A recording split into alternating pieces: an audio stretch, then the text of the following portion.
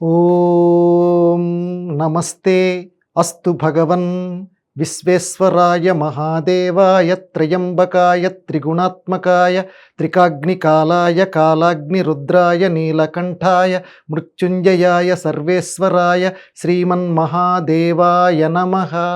పరమ పవిత్రమైన కార్తీక మాసంలో ఈరోజు సంపూర్ణ కార్తీక మహాపురాణంలో 22వ అధ్యాయాన్ని వ్యాస భగవానుడు ఏ రకంగా సరళ సుందరంగా ఆవిష్కరించాడో మనం ఆ వశిష్ఠ జనక మహారాజు గారి యొక్క సంవాదం ద్వారా మనం తెలుసుకుందాం. ఈ 22వ అధ్యాయంలో కూడా ఆ పురంజయ ఉపాఖ్యానాన్ని వ్యాస భగవానుడు చెప్పించాడు. క్రితం అధ్యాయంలో మనకి యుద్ధం జరుగుతుంది. ఆ కాంభోజ మహారాజు 5 బాణాలు వేస్తే పురంజయుడు 10 బాణాలు వేస్తాడు. పురంజయుడు 10 బాణాలు వేస్తే మళ్ళీ వాడు నాకు ఇచ్చింది నేను ఉంచుకోను, మళ్ళీ నీకు తిరిగి ఇస్తానని చెప్పి వాడు 20 బాణాలు వేస్తాడు. వీడు 20 వేస్తే మళ్ళీ వాడు 40 వేస్తాడు.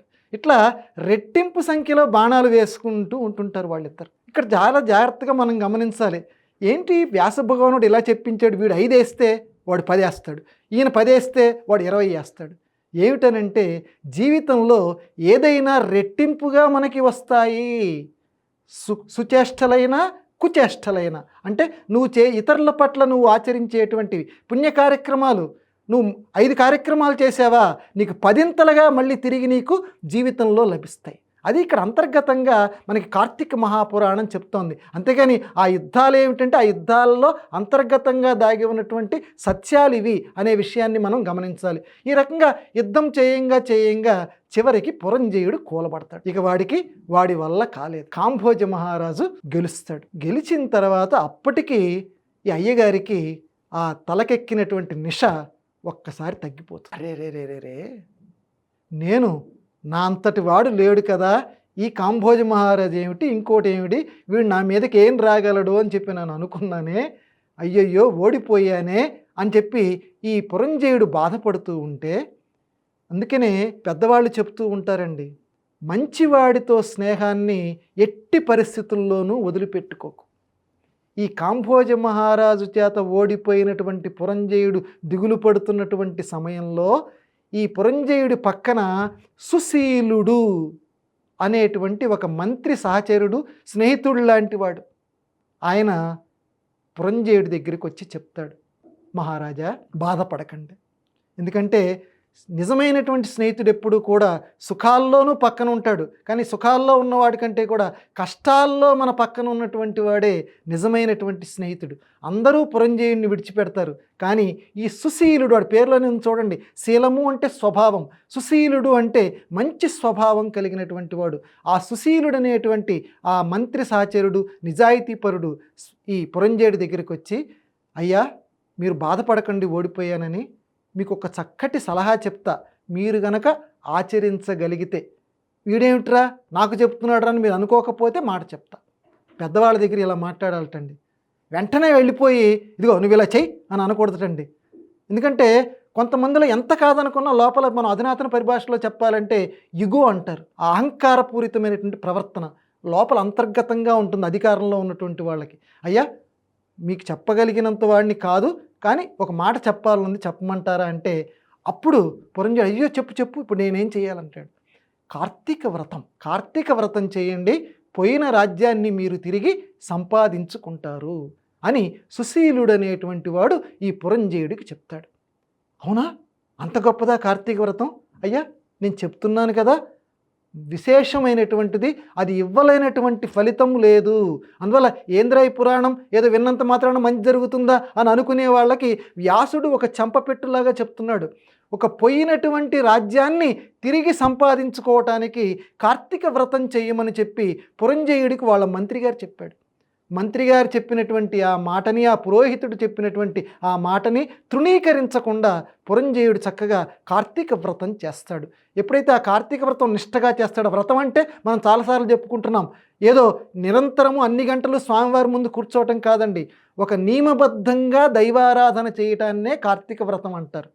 చక్కగా ప్రాతకాలంలో లేవటం, అంటే చక్కగా, ఎందుకంటే తైలే లక్ష్మి అని అంటారు కాబట్టి చక్కగా ఆ లోపల ఉన్నటువంటి ఆ అమ్మవారిని జలే గంగా ఉన్నటువంటి అందులో ప్రత్యేకంగా కార్తీక మాసంలో జలము యందు గంగాదేవి ఉంటుందట. కాబట్టి ఆ రకంగా స్నానం, దీపం, అభిషేకం, నామజపోచ్చారణ ఇవన్నీ క్రమ పద్ధతిలో వీలున్నప్పుడు ఉపవాసం, సోమవారాలు ఉపవాసం ఈ రకంగా చేస్తూ నక్షత్ర దర్శనం చేసుకుంటూ దేవాలయానికి తప్పనిసరిగా వెళ్ళాలట.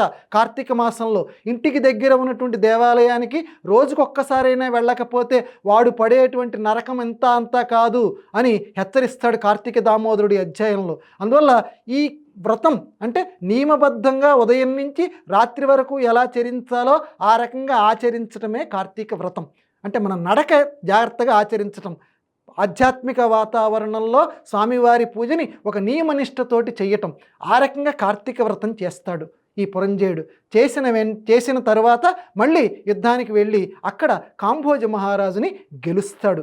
కార్తీక వ్రతం చేసినందువల్ల పురంజేయుడికి అంత గొప్పతనం లభించింది అని వ్యాస భగవానుడు చెప్తూ దీనికి ఫలశ్రుతి చెప్తాడండి ఈ అధ్యాయంలో. ఫలశ్రుతి అంటే ఇది విన్నందువల్ల ఈ ఫలితం వస్తుందని.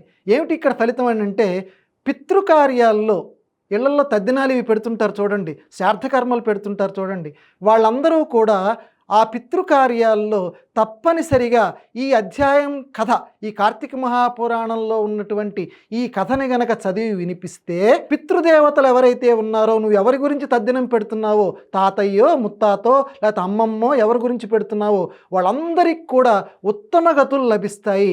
కార్తీక మహాపురాణంలో ఏ అధ్యాయంలోనూ ఇలాంటి ఫలశ్రుతి చెప్పలా, కేవలం ఈ అధ్యాయానికి సంబంధించి మాత్రమే చెప్పారు. కాబట్టి వీలున్నంత వరకు కూడా ఈ కార్తీక మాసమే కాకుండా మన పితృకార్యాలు ఏవైతే ఉన్నాయో ఆ సమయాల్లో ఈ అధ్యాయాన్ని ఒక్కసారి పెద్దవాళ్ళ చేత చెప్పించాలి, లేకపోతే మీ అంతటా మీరు పుస్తకాలు లభిస్తాయి. ఈ అధ్యాయం ఒక్కసారి కనుక చదివితే మీ పితృదేవతలందరూ కూడా సంతోషిస్తారు. అంతటి మహిమోపేతమైనటువంటిది ఈ అధ్యాయము. కాబట్టి ఇటువంటి పరమ పవిత్రమైనటువంటి విశేషకరమైనటువంటి ఈ అధ్యాయాన్ని మనం కూడా లోచూపుతోటి చదవాలి. ఇప్పుడు ఇందాక నీకు విశేషాలు మీకు వివరించాను. కాబట్టి లోచూపుతో గనక చదివితే మనస్సుకు అంతుపడుతుంది. ఎందుకంటే అధునాతన యువత ప్రధానంగా యువతకి అందాలండి. ఆధ్యాత్మిక గ్రంథాలన్నీ కూడా పెట్టెల్లో ఉంచుకోదగినటువంటివి లేదా పెద్దవాళ్ళ మధ్య చర్చకు ఉండేటువంటివే కాదు, ప్రధానంగా రాబోయే తరాలు యువతరానికి అందాలి. వాళ్ళు వేసేటువంటి ప్రశ్నలు వాటికి వాళ్ళకు అనుగుణంగా ఆ పురాణాన్ని, ఆ కార్తీక మహాపురాణాన్ని లేకపోతే ఇంకో గ్రంథాన్ని మనం సమన్వయించగలిగినప్పుడే మన భారతీయ సంస్కృతి నిలబడుతుంది, దేశానికి ఒక కార్తీక దీపంలాగా పుణ్యప్రదమవుతుంది. ఈ అంశాన్ని మనందరం కూడా గుర్తుపెట్టుకుందుము గాక. చంద్రాననార్థ దేహాయ చంద్రాంశు సితమూర్తయే చంద్రార్కానల నేత్రాయ చంద్రార్ధ శిరసే నమః.